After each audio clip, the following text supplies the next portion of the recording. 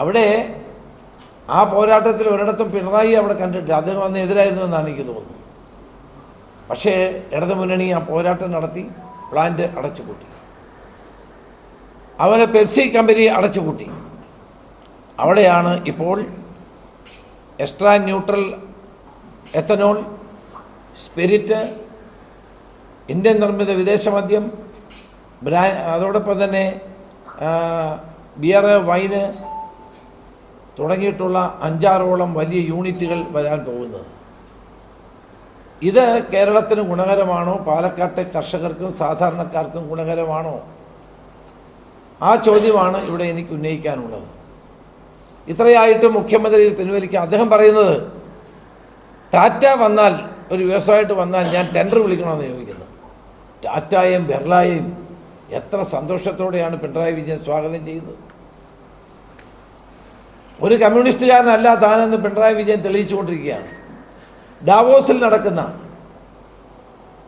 ഉച്ചകോടിയിൽ കേരളത്തെ പ്രതിനിധീകരിച്ച് ആദ്യമായിട്ടാണ് ഇടതുമുന്നണി ഒരു മന്ത്രി അയക്കുന്നത്. ഡാവോസിൽ ചേരുന്ന സാമ്പത്തിക ഉച്ചകോടിയിൽ ആദ്യമായിട്ടാണ് ഒരു കമ്മ്യൂണിസ്റ്റ് മന്ത്രി അവിടെ പങ്കെടുക്കുന്നത്. ഡാവോസിൽ ചേർന്ന ഈ ഉന്നത കോൺക്ലേവിനെ പാരലായി പണ്ട് ബോംബെയിൽ MA ബേബിയും പ്രകാശ് കാരാട്ടുമൊക്കെ ചേർന്ന് സമാന്തരമായ ഉച്ചകോടി നടത്തിയത് ഞാൻ ഓർക്കുകയാണ്. അപ്പോൾ കമ്മ്യൂണിസ്റ്റ് പാർട്ടിയുടെ ആശയങ്ങളും പരിപാടികളും ചവറ്റുകൊട്ടയിൽ എറിഞ്ഞുകൊണ്ട് കുത്തക മുതലാളിമാരുടെയും സാമ്പത്തിക കുത്തകകളുടെയും ഏജന്റന്മാരായി കേരളത്തിലെ ഭരണകൂടം മാറുന്നു എന്നുള്ളതാണ് കാണാൻ കഴിയുന്നത്. പുതുതായി മദ്യനിർമ്മാണ കമ്പനികൾ ആരംഭിക്കാനുള്ള സർക്കാർ തീരുമാനം പിൻവലിക്കണമെന്ന് ഞാൻ ആവർത്തിച്ച് ആവശ്യപ്പെടുകയാണ്. കഴിഞ്ഞ ദിവസം ഈ എലപ്പുള്ളി പഞ്ചായത്തിൽ ഞാൻ പോയിരുന്നു. വിണ്ടുകീറിക്കിടക്കുന്ന ഭൂമിയും കുടിവെള്ളത്തിന് വേണ്ടി ദാഹിക്കുന്ന ഒരു ജനതയും എനിക്കവിടെ കാണാൻ കഴിഞ്ഞു.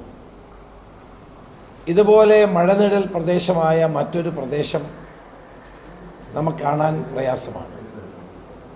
നല്ല മഴ കിട്ടുന്ന സമയത്ത് പോലും അവിടുത്തെ കുളങ്ങളിൽ പകുതി പോലും വെള്ളം കിട്ടാത്ത ദുരവസ്ഥയുണ്ട്. പണ്ട് 2 തവണ കൃഷി ചെയ്തുകൊണ്ടിരുന്ന പാടശേഖരങ്ങളിൽ ഇപ്പോൾ ഒരു പൂ കൃഷിയാണ് ചെയ്യുന്നത്. കുടിവെള്ളത്തിന് വേണ്ടി ബോർവെല്ലുകൾ കുഴിക്കുന്ന സ്ഥിതിയാണ് അവിടെയുള്ളത്. പണ്ട് 150 അടി കുഴിച്ചാൽ വെള്ളം കിട്ടുമായിരുന്നെങ്കിൽ ഇപ്പോൾ 450 അടി കുഴിച്ചാലും വെള്ളം കിട്ടാത്ത അവസ്ഥയാണ്. ഇതുപോലെ കുടിവെള്ളത്തിന് ക്ഷാമം നേരിടുന്ന, കൃഷിക്ക് കുടിവെള്ളം കിട്ടാത്ത, വേനൽക്കാലത്ത് മരങ്ങൾ പോലും ഉണങ്ങിപ്പോകുന്ന ഈ മഴനിഴൽ പ്രദേശത്ത് പ്രതിദിനം ദശലക്ഷം ലിറ്റർ വെള്ളം ഉപയോഗിച്ച് ഒരു മദ്യനിർമ്മാണ കമ്പനി ആരംഭിക്കേണ്ട ആവശ്യകത എന്താണ് എന്നാണ് എൻ്റെ ചോദ്യം. സംസ്ഥാന ഗവൺമെൻറ് വലിയ ഒരു അഴിമതിക്കാണ് കളമൊരുക്കുന്നത്. 2022 ഈ ഒയാസിസ് പ്രൈവറ്റ് ലിമിറ്റഡ് എന്ന ഇൻഡോർ കേന്ദ്രമായി, മധ്യപ്രദേശിലെ ഇൻഡോർ കേന്ദ്രമായി പ്രവർത്തിച്ചുകൊണ്ടിരിക്കുന്ന ഈ ഒയാസിസ് പ്രൈവറ്റ് ലിമിറ്റഡ് അന്ന് അപേക്ഷ നൽകിയിരുന്നു. 2022 ഇവരെ എത്തനോൾ നിർമ്മാണത്തിനും ബോട്ടിലിംഗ്, ഇന്ത്യൻ നിർമ്മിത വിദേശ മദ്യത്തിൻ്റെ ബോട്ടിലിംഗ് പ്ലാന്റിനും സ്പിരിറ്റ് നിർമ്മാണത്തിനും ബിയർ ആൻഡ് വൈൻ നിർമ്മാണത്തിനുമൊക്കെയാണ് ഇവർ അനുമതി ചോദിച്ചത്. അന്ന് സംസ്ഥാന ഗവൺമെൻറ് അവരുടെ അപേക്ഷ തള്ളിക്കളഞ്ഞു. കാരണം അന്ന് മദ്യനയത്തിൽ മാറ്റം വരുത്തിയില്ലായിരുന്നു. നിങ്ങൾക്ക് ഓർമ്മയുണ്ടാകും, 2019 ഞാൻ പ്രതിപക്ഷ നേതാവ് എന്ന സമയത്താണ്, 2018 അന്ന് കണ്ണൂരടക്കം, കണ്ണൂരെ വാരത്തടക്കം 4 പുതിയ ബ്രൂവറികളും ഡിസ്റ്ററികളും ആരംഭിക്കാൻ തീരുമാനമെടുത്തു. വെള്ളക്കടലാസിൽ അപേക്ഷ വാങ്ങി മുഖ്യമന്ത്രി ഒപ്പിട്ട് കൊടുത്ത് തീരുമാനമെടുത്തതിനെതിരെ ശക്തമായി ഞാനും പ്രതിപക്ഷം വന്ന് രംഗത്ത് വന്നപ്പോഴാണ് അവസാനം മുഖ്യമന്ത്രിക്ക് അത് ക്യാൻസൽ ചെയ്യേണ്ടി വന്നത്.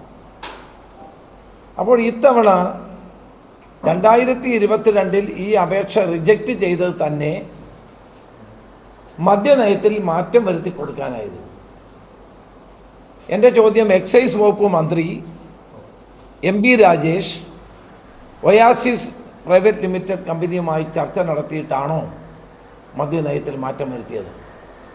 അപ്പോൾ അവർക്ക് വേണ്ടിയിട്ടാണ് ഇവർ ഈ നയത്തിൽ മാറ്റം വരുത്തിയത്. അവരെ സഹായിക്കാൻ വേണ്ടിയിട്ടാണ് ഈ നയത്തിൽ മാറ്റം വരുത്തി. 2022 റിജക്റ്റ് ചെയ്ത കമ്പനിയുമായി മന്ത്രി സംസാരിച്ചിട്ടുണ്ടോ?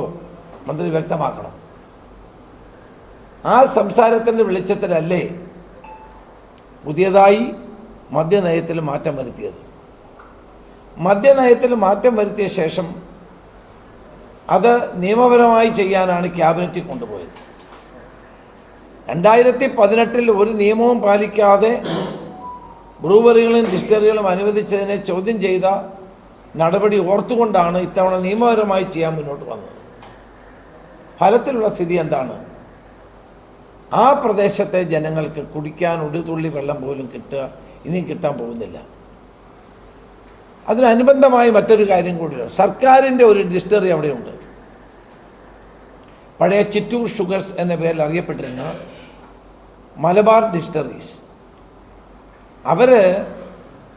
അവിടെ പ്രൊഡക്ഷൻ ഇല്ല, കാരണം വെള്ളമില്ലാത്തതുകൊണ്ടാണ്. പ്രൊഡക്ഷൻ ആരംഭിക്കാൻ വേണ്ടി 1,00,000 ലിറ്റർ വെള്ളം വേണമെന്നാവശ്യപ്പെട്ട് അതിന് വാട്ടർ അതോറിറ്റിക്ക് പണം അടച്ച് കാത്തിരിക്കുകയാണ്. സ്വന്തം വകുപ്പിലുള്ള ഒരു ഡിസ്റ്ററി, പൊതുമേഖലാ സ്ഥാപനമായ ഡിസ്റ്ററിക്ക് 1,00,000 ലിറ്റർ വെള്ളം കൊടുക്കാത്ത എക്സൈസ് മന്ത്രിയാണ് പ്രതിദിനം 10,00,000 ലിറ്റർ വെള്ളം കൊടുക്കാനുള്ള അല്ലെങ്കിൽ ഉപയോഗിക്കുന്ന ഒരു കമ്പനിക്ക് ഇപ്പോൾ അനുവാദം കൊടുത്തിട്ടുള്ളത്. ഇതാരെ സഹായിക്കാനാണ്? പൊതുമേഖലാ സ്ഥാപനമായ മലബാർ ഡിസ്റ്ററീസ് വർഷങ്ങളായി പ്രവർത്തിക്കുന്നില്ല. പണം കെട്ടിവെച്ചിട്ട് മാസങ്ങളായി. അവർക്ക് 1,00,000 ലിറ്റർ വെള്ളം കൊടുക്കാനില്ല. അവിടെയാണ് 10,00,000 ലിറ്റർ വെള്ളം ഈ സ്വകാര്യ കമ്പനിക്ക് കൊടുക്കുന്നത്. എവിടെ നിന്ന് വെള്ളം ഉണ്ടാകും?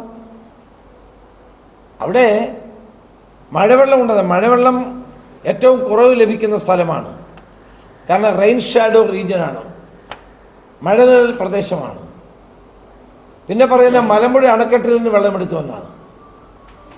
മലമ്പുഴ അണക്കെട്ടിലെ വെള്ളം കാർഷിക ആവശ്യങ്ങൾക്ക് കൊടുത്തതിന് ശേഷം മാത്രമേ വ്യവസായ ആവശ്യങ്ങൾക്ക് കൊടുക്കാവൂവെന്ന് ബഹുമാനപ്പെട്ട ഹൈക്കോടതിയുടെ വിധിയുണ്ട്.